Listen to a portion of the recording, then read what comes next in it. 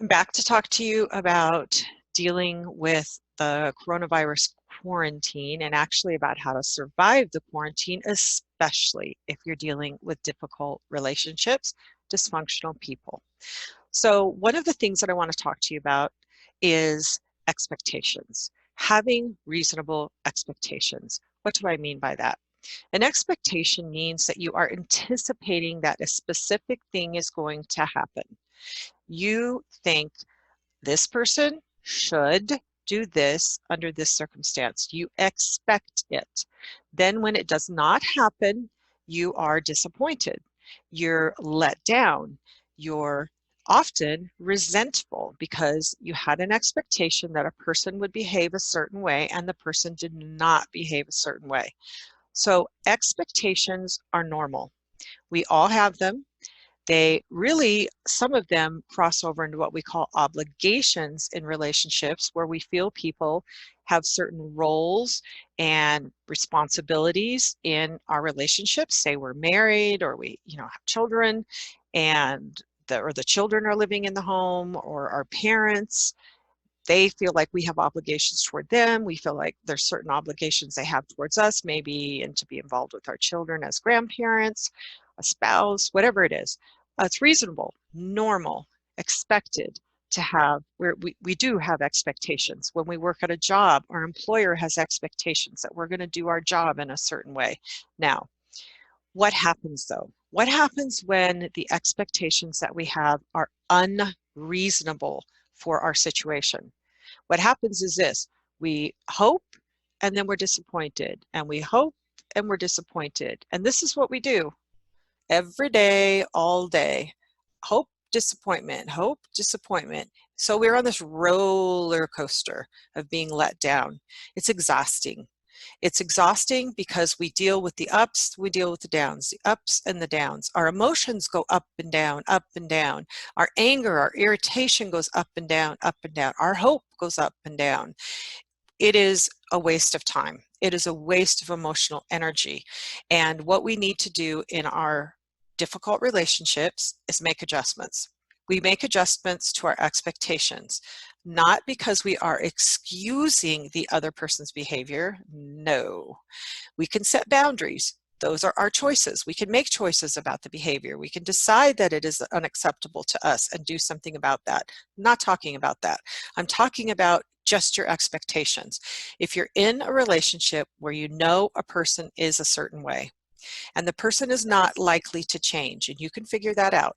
Somebody who's chronically angry, always moody, super picky, difficult to please, abusive, lazy, irresponsible, forgetful, all of those things, passive aggressive, whatever it is, you fill in manipulative, you fill in the blank. I could go on and on and on. Addicted, drinks, uses, smokes pot, whatever it is.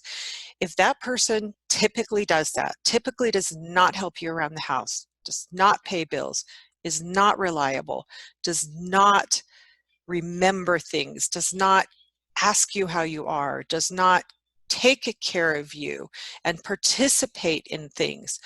If that person is typically that way, then lower your expectations. Again, not because it's okay that that person is that way. It's not okay. All right? It's not okay. But because the reality of what you're living in for now is that reality. And you want to get off the roller coaster. You want to get off the roller coaster where you're wasting time, wasting expectations, wasting feelings, wasting effort. You want to recognize, okay, this is who I'm living with. I'm going to expect this person to be who this person typically is. I'm not going to expect help, even during this difficult time, if the person is typically not helpful. I'm not going to expect consideration if the person is typically inconsiderate. If the person is selfish and demanding and doesn't listen when you try to explain things, I'm going to expect that. I'm not going to expect anything different. That's going to give you a whole area where you can increase the amount of time and emotional energy and mental energy that you have and put it towards something else where you can affect that and help yourself rather than wasting that on this roller coaster of up and down, up and down, up and down. So you want to have what's called reasonable expectations for your situation. You could put in there, I'm going to expect the person to be who the person is. I'm going to expect the person to do what the person usually does. I am not going to expect the person to be different just because now there's a crisis and things are stressful and there's increased stress on me and things are more difficult. I'm not going to expect that all of a sudden this person is going to rise to the occasion and do these things. Now, here's the bonus. If that person does, yay, hooray, you are going to be pleasantly surprised, okay? Pleasantly surprised. But disappointment means a missed appointment, right? It didn't happen. Disappointment is not going to bring you down, not going to waste all that time. So look at the reality. Ask yourself, who is this person typically? What does this person typically do?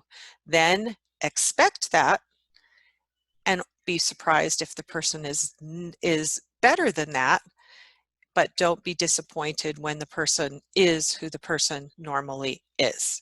And again, doesn't mean it's okay. It just means it is what it is. Okay? All right, I'll be back.